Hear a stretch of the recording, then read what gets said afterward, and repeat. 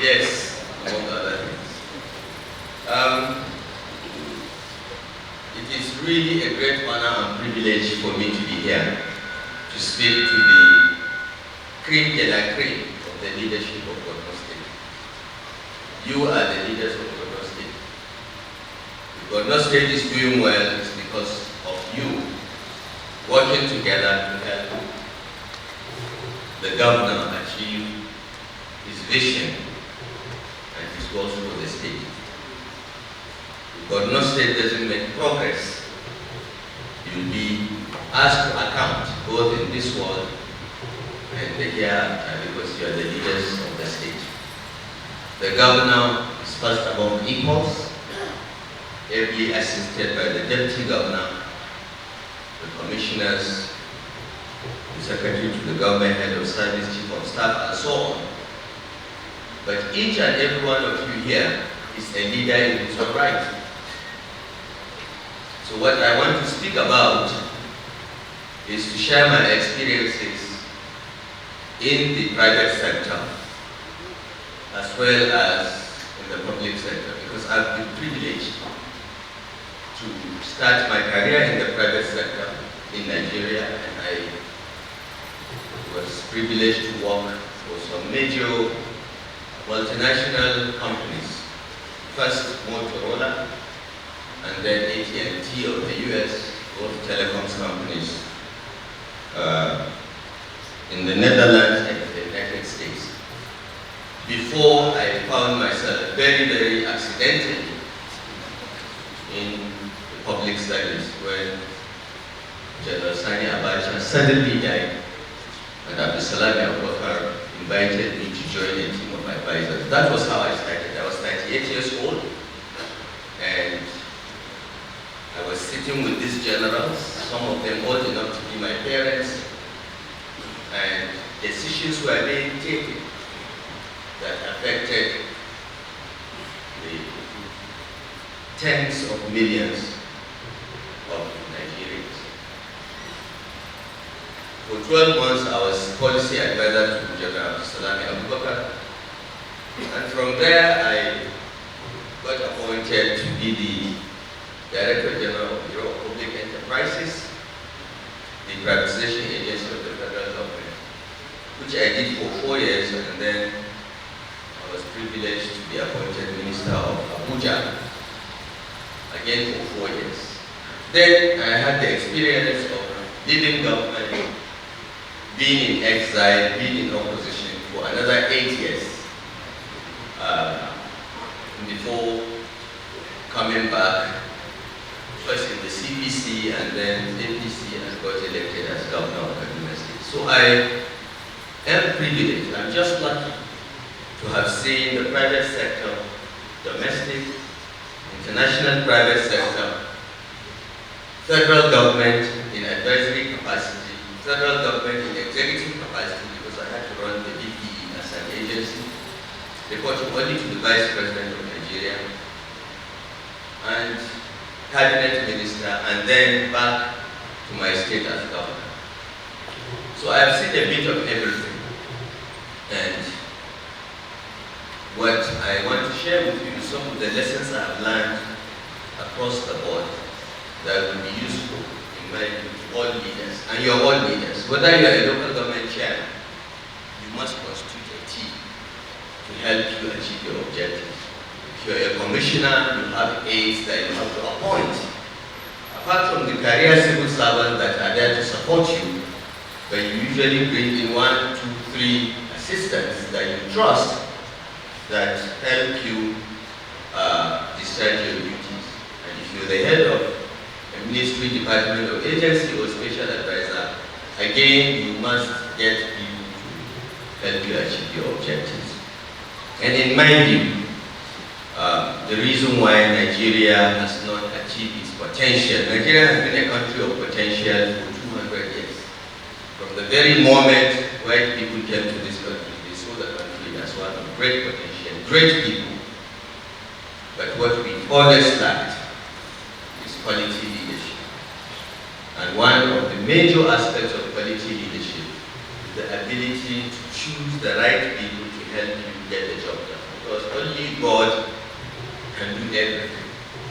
No matter how good you are, as a leader, you can only be as effective as the quality of the people around you.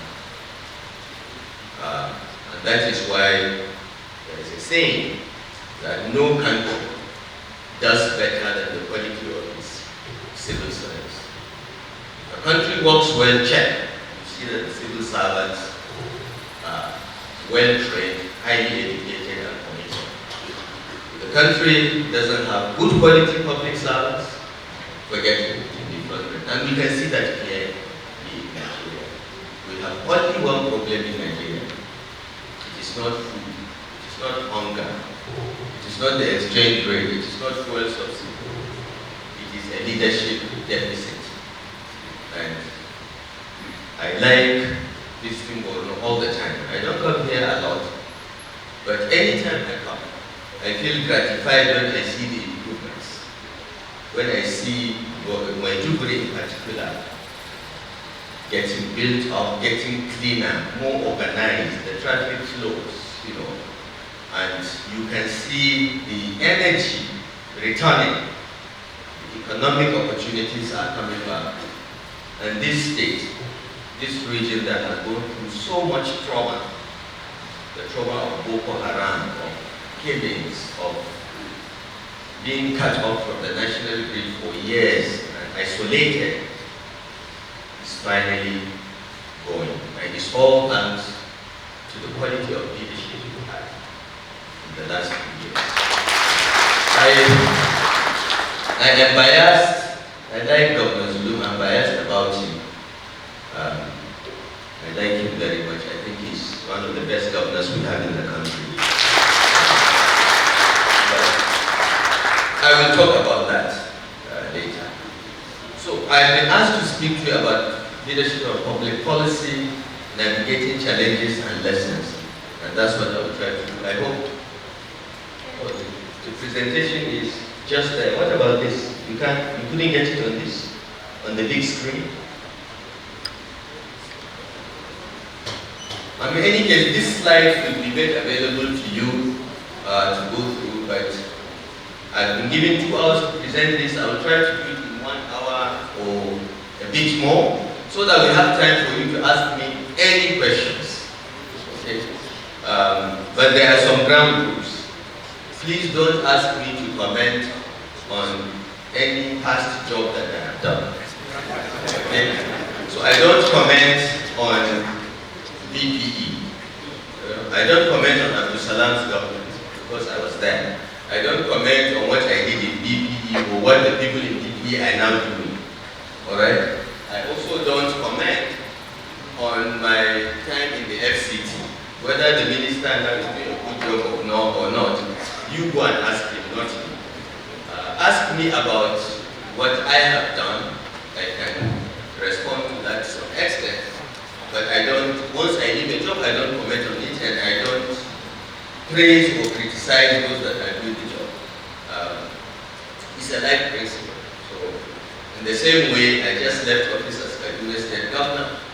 And since I left Kaduna, I think I've been there 4 or 5 times. Just to allow the governor peace of mind to do whatever he wants, to make his mistakes, learn, just as I did. And I don't want to be a godfather. I don't want to control anything. I've done the job. It's a temporary job. I've moved on. But other than that, please, you can ask me any questions. And I've written 2 books.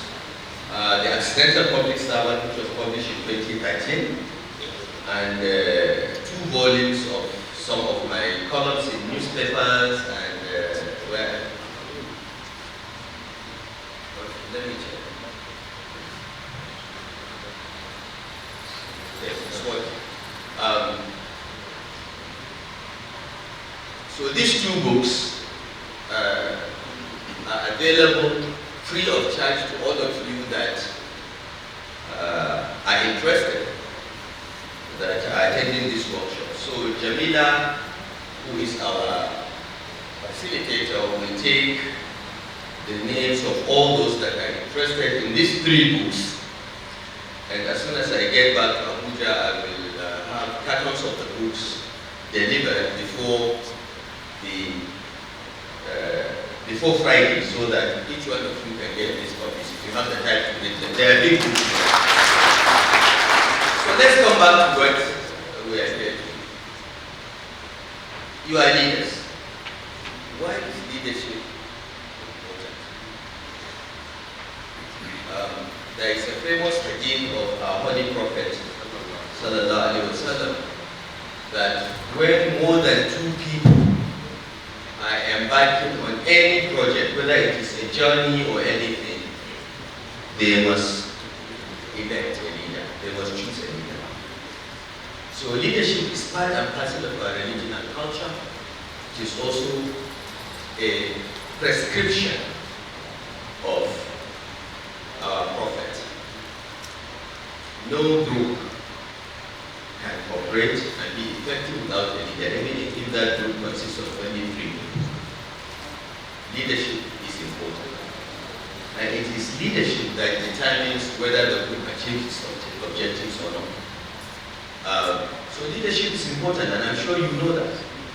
But have you thought about your responsibilities as a leader? The founder of the Sokoto Caliphate, Sheikh Usman Ahmadu, said, the most dangerous gift God can give to any person is leadership. Because leadership is dangerous. Because it can lead you to hell if you are unjust. But it can also to restructure Nigeria, because increasingly people are not happy with the federal government. People want their destiny in their hands. People want more power devolved to the states and to the local governments, so that they can solve their local problems. People want state police. I think it was Bono said that started civilian JTF, and that was the first time that a handle on solving the security problems began to emerge. Only a local person knows who is the local criminal, and to debate them, and if they are wrong, you reverse. For instance, as you announced withdrawal of fuel subsidy on 29th of May. Well, believe it or not, fuel subsidy is back. Because we are spending more on subsidy now, about 8 trillion, than before 29th of May, because we realize that you cannot withdraw fuel subsidy if your exchange rate is not stable. You'll just have hyperinflation, so they have to reverse. So no policy is cast in stone. It's not putting in the Quran. If you start implementing and there are problems, modify it, drop it, reverse it. It's not always nice, but we must know. So you need history, you need context, you need cultural knowledge, you need, Part of the reason why I dress like this is I knew I'll be the only one dressed like this. I mean, Borno State, everyone will wear one Gambari or Babariga or Afghan. And Mero will wrap herself up, even though it's so hot in this place, I wouldn't wrap myself up. So I said, let me look like a Kaduna boy and wear my jacket. So, context is important. But with that background, with your knowledge, with your experience, and your wisdom, building and managing teams is number 1. Developing sound policy is number 2. Tracking results and adapting, changing if the results are not good. And then managing stakeholders, which means communicating. Finding out those that are beneficiaries of the policy, but they will oppose it because people don't like change. Even if it favors them, they are afraid. They don't know.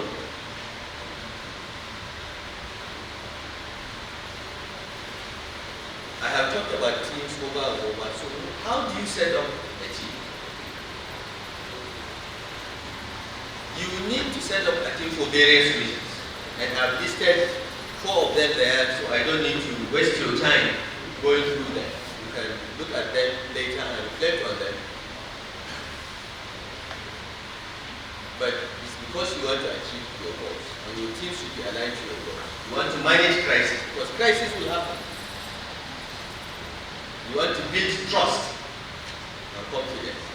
You We also want to foster innovation and creativity. This is the more important one. What are the guidelines? You need to define your objectives. You need to break down those goals and objectives into roles and responsibilities and assign them to members of your team. But most importantly, hire the right people. This is where we make big mistakes in Nigeria. We don't hire the right people. We have thrown meritocracy out of the window. We want to bring our relations, our friends, even when we know they cannot do the job. And that has to change. Because merit is not the enemy of diversity. If you want to get the best, you will get the best and they will reflect the diversity of Borno State. Just by opening up and ensuring that everyone that is qualified applies. And I'm sure the chairman of Civil Service Commission can tell you, when you have competitive examinations and you pick the best, you will find that every local government in Borno State has capable people. That is nothing. If you're looking for a professor, you will find a professor in every local government in Borno State.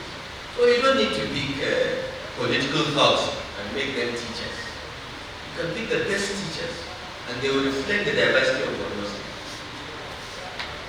Then you need clear communication. I've been repeating this over and over because communication is really very important. You need to encourage collaboration, get people to work together. And then do what we are doing today. Training. In this country, we take training to get the opportunity to just get DTA or Estapol. People say, I sent abroad, they connect, they go and shop in Selfridges and Russell and Bromley. They don't even attend the programs. Training is very, very important. If you don't train a person, don't blame him for not performance. And this is one thing that the military has preserved. The military trains them. At every point, when you're a captain, there is a training program you must go to and pass before you become major. When you are major, they have structured training and they maintain it. But unfortunately, I found that the public service has forgotten training and training has become a favor. It shouldn't. When you're a level 8 officer, before you become a level 9 officer, there should be some skills you should acquire. You should be sent for training. Whether it is ASCON or the Public Service Institute or some of the universities, or as the head of service can go to University of Maiduguri and say, look, develop a curriculum for training my administrative officers, for training my doctors. We promote doctors to consultants, and then one day we make them chief medical directors without any administrative training. So they don't know how to, they know how to treat people, but they have no administrative training. So we find that the hospitals are badly run. So, thank you, Chairman. Mungoli Adasaka. So training is very, very, very, very important. And you should invest in the best training. Get the local universities to do so. Send your top people to Kennedy School of Government, Oxford University, Cambridge. Let them go and mix with the best in the world and rub shoulders. They will come back more confident, knowing that these people, these countries that have developed are not better than us. We're actually smarter than them. And they will come back inspired to do more. And then of course, you should always monitor progress and make adjustments. So how do you constitute your team? I've told you what you should not do. Don't bring your relations or your friends because you like them. Don't hire people you like. Hire people that provide a skill that you don't have. I was trained as a physical scientist, applied scientist. I'm a quantity surveyor. I don't know how to write. I don't even know how to speak to a crowd like this. I learned over time. So if you know that you cannot do numbers, go and get someone who is very good with numbers. If you know that you cannot do this PowerPoint presentation, get someone who can do it. Any skills gap you have, find someone that can fill that gap. Then you have a team that complements each other and achieves the objectives. So look for competence and experience relevant to your assignment. Look for ethical and moral standards. A person that will be harassing the office tea girl or the secretary, and we Zaire people and Borno people were very bad at that day. We are both guilty, I mean. But at least no one accuses us of homosexuality, so diversity and inclusiveness. Here, I mean, don't have just your age mates. Have various generations represented. Because believe it or not, these millennials, these guys in their 20s, and the so-called Gen Z, the teenagers, they think completely different from us.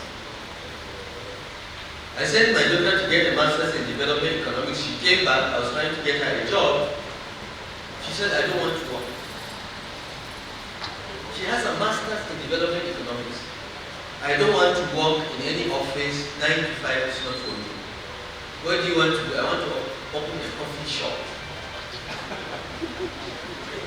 So I now started thinking, why did I spend all this money when I could just send her as an apprentice in a coffee shop? But these young people, they think different. They don't want careers like us. They don't want to go and join the civil service and be there for 35 years. They are not interested. These young people, you'll find them, they think completely different. So unless you have them in the room, you'll be formulating policies that affect 85% of the population and is totally disconnected from what they want. So it's always better to have generations in the room and you listen to them. And of course, lots of women. At least 1/3 of your team should be women.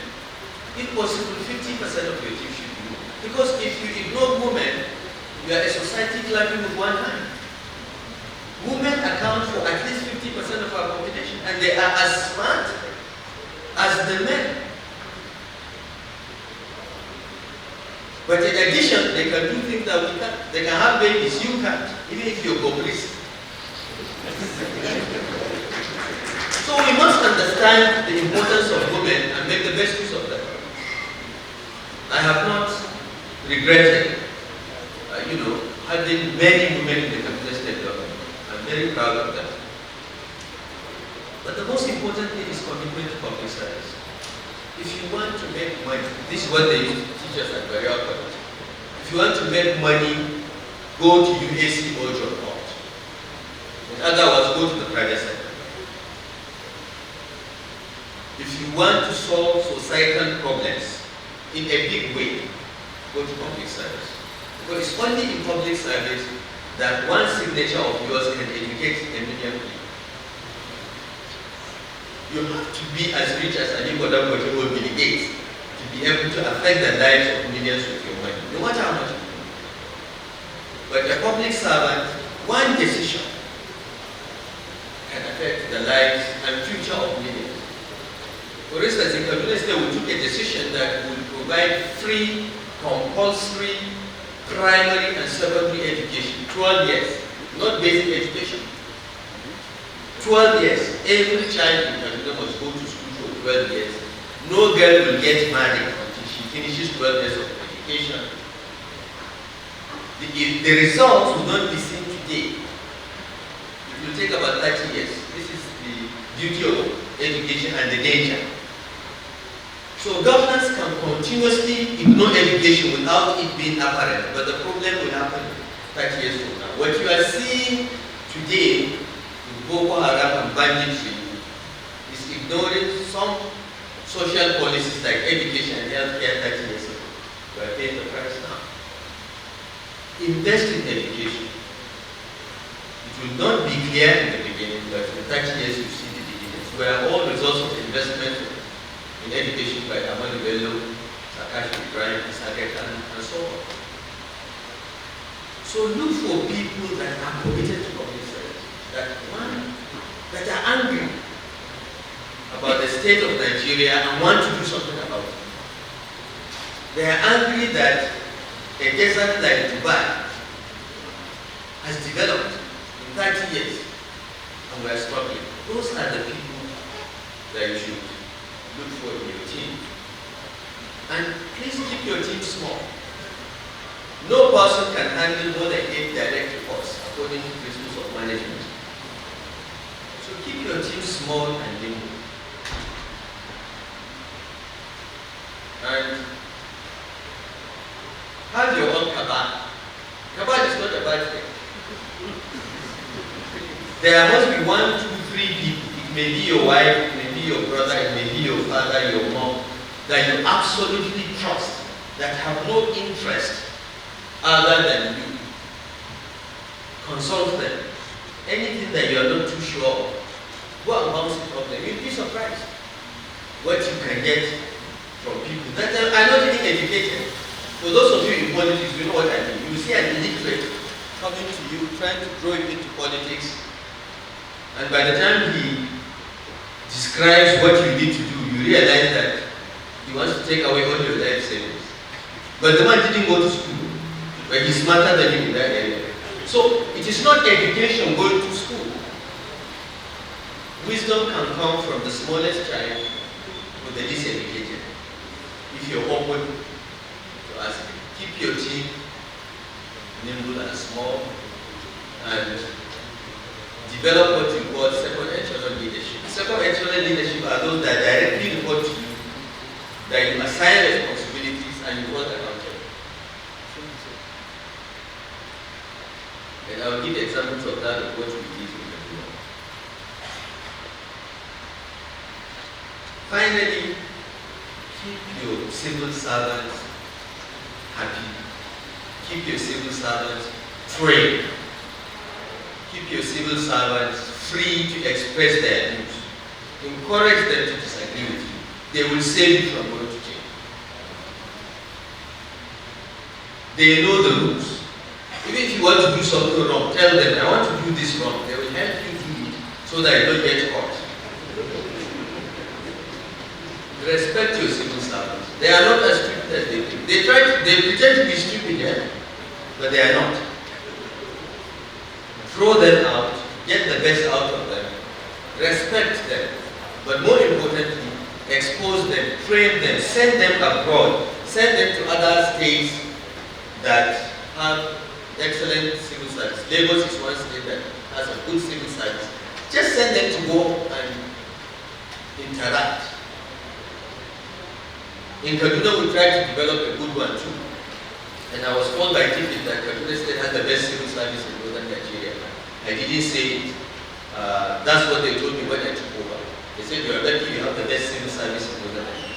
So this study towards interactions, sharing ideas, encourage them to do it. But listen to them. You can always overrule them. They are trained to obey their political masters. They will not argue with you once you say this is the way to go. But listen to them. Empower them. And encourage them to speak to you frankly and honestly.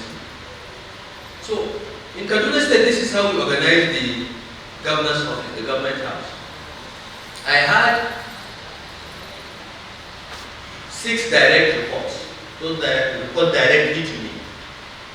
The chief of staff and all the commissioners report to me through the chief of staff. We have 3 deputy chiefs of staff. 1 in the deputy governor's office and 2 in my office. Then we abolished the Ministry of Lands and so on and created the Kaduna Geographic Information Service. The head of that reports to me, but through the chief of staff. I had only 10 special advisors and some senior special assistants and special assistants. Those all are in the government house, the officers are in the government house and they report to the chief of staff. In the government house we have an office that we keep that the SSG or commissioners can come and use while waiting to see the governor or waiting for a meeting so that you can be working all the time. You can come with your files at home. Then we created a position what you call senior advisor and counselor. I got an ex-banker and a lawyer and gave him that position. And his job really is to look at economic matters. Economic, financial matters, investments. So special advisors on investments report to him. economic matters report to him, and so on and so forth. The main job of the senior advisor counselor is to deal with every economic matter. So the commissioners of finance, Inland Revenue Service, commissioner of budget interact regularly with him. So we have the Inland Revenue Service, Transport Authority, Water Regulatory Authority, and so on and so forth under the senior advisor counselor. And the senior advisor counselor is at the same level as the chief of staff and the SH. Then we have the principal private secretary, whose job is just to keep the government house right. And then, of course, the head of civil service. And what we did was to create a pension bureau. We have a contributory pension scheme in Kaduna State. And the pension bureau is under the head of service. I don't know whether we'll not ask for contributory pension scheme as well. We should start one. I would advise governors to be very strongly to start a contributory pension scheme before you do so. But that's what will guarantee all of you your pensions, even if the finances of the state go up or down. Then, of course, the secretary to the state government is essentially the cabinet secretariat and the monitoring and evaluation function of the government is in the SNG. Because cabinet decisions are kept with the secretary to the state government. So he is in the best position to have a team monitoring cabinet decisions and their implementation. And of course, parastatals and commissions that do not report to commissioners, like the Civil Service Commission and so on. They reported to me through the Secretary of State Government. So this is what we have now. Each and every one of you must have something like this for your own team, who are your direct reports, who will do this and do that. I only gave this as an illustration, and this I'm interested to share with you the restoration program we did. So we took the restoration program, and as soon as we had a transition team, from whom we selected many of our commissioners, by the way, the agency heads, they broke down those promises into plans, programs, projects, so on. So from manifesto promises to policy, from policy to program, from program to project, and then you now put each one in a relevant ministry, department, or agency for implementation. The Executive Council, of course, meets regularly to reconfirm those policies, to modify them, because as Commissioner, you're supposed to take that and come to us. What is your plan? We have promised this. This is the policy. These are the overall programs. Okay, come back to us. Okay, what are your plans? Which projects do you need to implement to achieve those plans? And how do you monitor you? And how much do you need?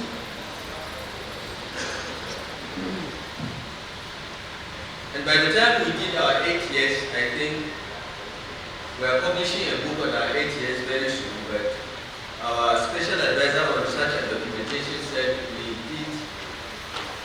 considered over 7,000 members in 8 years. And we met almost unfailingly every Monday, our executive council. Even if you have one memo or two, but that regular meeting, the bonding, it makes strangers become friends and so on and so forth. So it has worked for us. Here in the slides, I gave an example of one of the most enduring policies of the British government, the NHS, the National Health Service. As you know, if you are in England, if you are in the UK, whether as a visitor or you live there, once you are not feeling well, you can walk into any clinic, you'll be treated. Free, the National Health Service. It's funded by taxes. So the Labour government that promised this in 1955, it has been there since. This is why India has one of the most decent public health systems. Of course, now it's overstretched, and you have to wait, you have to queue. If you have a serious illness, like if you have cancer or you need surgery, you have to queue, wait for days. So some people are opting to go to private clinics But the poorest people are taking care of. So we try to replicate that in Kaduna by introducing a comprehensive health insurance scheme in which I think you pay 3,000 naira a month and you have coverage for 80% of most diseases. Just walk into a hospital and get treated. So we already have that operating in Kaduna. I have to rush. I don't want So, you know, I need some water. You need to take those promises, break them into policies, develop programs and projects, and most importantly, keep your purpose in mind. You must remain focused. As you know, government business can be very busy. And for those of you that are commissioners, local government chairmen, every day they bring you pile of files. Some of them are just to approve 5,000 naira, 5,000 naira. Takes your time.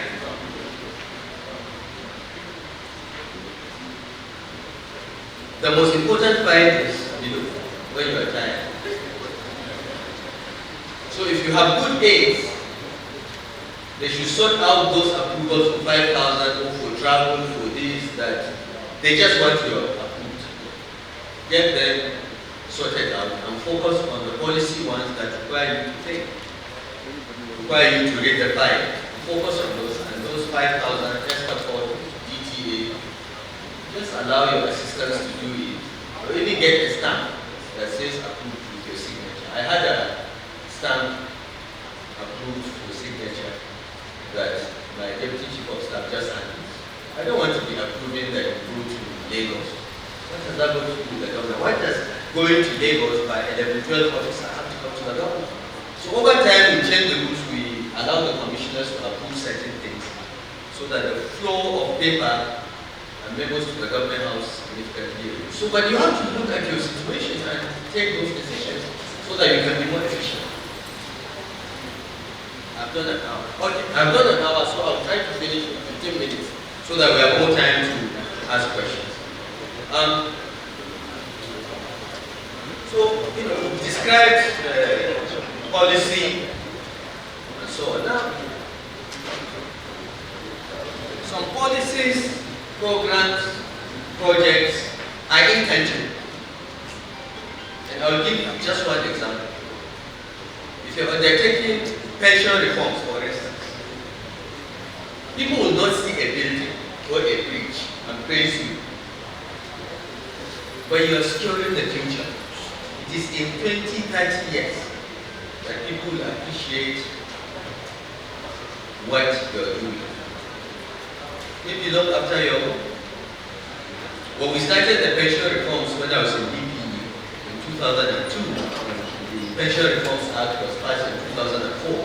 Many people did not see where we were going, but today, PENCOM has under management over 20 trillion naira. And now, part of that money can be used for mortgage, they can be used for long-term infrastructure projects, because pensioners wait for 35 years before they draw the money. So the money is there, it's being invested. You can invest it in long-term projects that will still make money for the pensioners by the time they are ready to draw their pension. So these are the ones that I call intangible policies, intangible programs and projects, because people don't see them. It's like investing in teachers, investing in civil servants. People don't see physical buildings. They think you're wasting money, but you're not. You're developing the capacity of people to do their work better. And the results will be seen in better buildings, better roads, and so on and so forth. But most voters don't appreciate those intangibles. Pension reform, civil service reforms, training and development, or computerizing the land register. People don't see the use. But when you have a very good land register that is computerized, the banks have more confidence in your C of O. They will be able to lend. If you When you give your farmers certificates for their farm, for their land, you are enabling them to go to a bank and borrow money and multiply their production. But it's not something that people see. What people see are buildings, mega schools, bridges, roads, electricity, water supply. People see those things, they feel them. But when you build markets, people don't appreciate that markets are places of exchange. It enables farmers get rich, it enables people to have jobs, and so on and so forth. And these are the ones that you must constantly communicate, explain to people why you are doing what you're doing, because not everything in government is brick and mortar. Some of the most important things are intangible. We have talked about framework of policy. I've gone over this over and over, but I keep repeating it because I want it embedded, in your mind. Goals and objectives, data, arguments, change new policy, new measures, and so on and so forth. And then managing stakeholders. Any policy you introduce has winners and losers, and the losers will be very loud in opposing it. While the winners do not even know that they are the ones that will benefit, and they will be silent. Sometimes, even when they know, they don't speak. It is those that are opposed to something that are the loudest. And that is why you should also be equally loud in explaining what you want to do. For instance, when we decided to test primary school teachers, the loudest opposition was Nigerian Union of Teachers. Because they felt that their job is to protect teachers, even if the teachers are bad. But our job as government is to only protect good teachers. So we gave them a test, those that they failed, we sacked them. So when the NUT was threatening strike and so on, one of my aides came to me, he said, "Sir, I want to do something." I said, "What?" He said, "I want to find out where the children of the President and Secretary General of Kaduna State NUT go to school." So he went one day, he went to the house of the President and parked his car. And when the children were going to school, he followed them to see whether they are going to a government school. They went to a private school. The following day, he went to the house of the Secretary General of NUT, followed the car, and it went to a private school. So he came, he said, "Look, the reason why these guys are opposed to what you are doing is because their children don't go to the schools we are trying to fix. Their children go to private schools, so they don't care." So that became our communication line. NUT President, take your child to LEA, then you can talk. Because your child goes to this private school, your child goes to this private school, so you don't want the children of the poorest people to have decent teachers, but you've taken your own child where you believe they are decent teachers. That was what ended the debate. So always look for those opposed to the policy and try to find out why are they opposed. Once we're able to discredit them, the policy will have smooth sailing. Because beneficiaries will be silent. So I want to use the next 10-15 minutes, to now summarize my own experience in leadership positions at various levels. There are 9 major challenges of leadership. The first is that resources are always scarce. You never have enough money. You never have enough quality people. You never have enough of everything. And your job is to manage scarcity. Really. The second challenge is to get the trust of stakeholders, from those that work with you to those that are outside. The third is to manage expectations. This is one thing as an APC government I think we didn't do very well.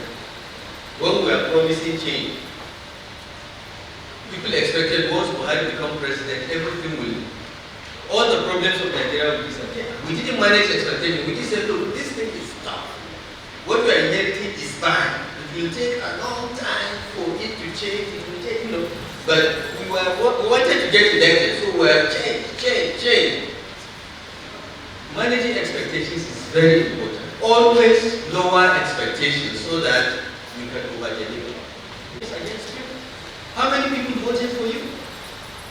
In Kaduna, we had about 4 million registered voters. Only 1.1 million voted for me. They came out to vote. So there are 3 million people that either didn't bother to vote or voted against me. So I must know that there are people opposed to me and they will abuse me even when I do the right thing. But I have to take the abuse and try to converse them by communication, by explaining, by humility. Because I'm their servant, I'm not the master. We are public servants. We are not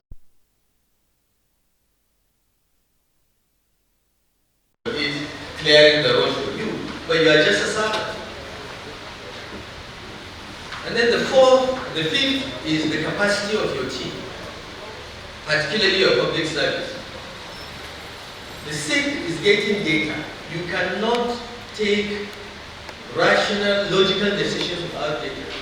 You need to know the people you are governing, you need to know their characteristics and so on and so forth. This is why in Kaduna we started Residence Identity Management Agency. We registered 6.5 million out of 10 million people that we estimate living. We know why they are, we know their address. So when you have data, you'll be able to make more rational decisions. So you need data. Whatever you can do to get reliable data, please do it. And then revenue management. You need money. They can cause more harm than good.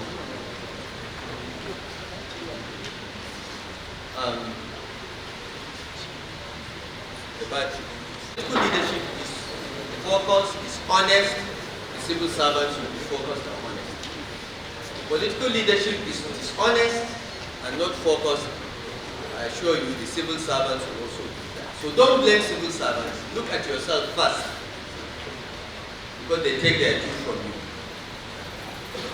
And whenever you take charge of any institution, there will be an existing structure. Sometimes that structure needs to be modified, sometimes it needs to be renewed, sometimes it needs to be destroyed.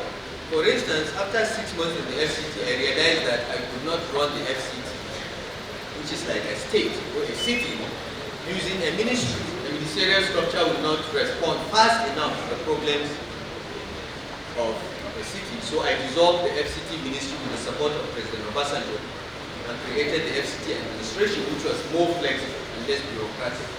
So sometimes you have to dismantle diplomacy, fiscal and monetary policy. What is the interest rate? What is the exchange rate? No government faces those issues. You may be a beneficiary or a victim, but you have no input. Only when we go to Economic Council we give advice. But the president must think about fiscal policy, how to collect taxes, import duties, that, and monetary policy. What is the interest rate? What is the exchange rate? What is the impact of interest rate on exchange rates and job creation? And then mineral resources, whether it is petroleum, gas, solid minerals. These are issues that concern the federal government. And then, of course, trade.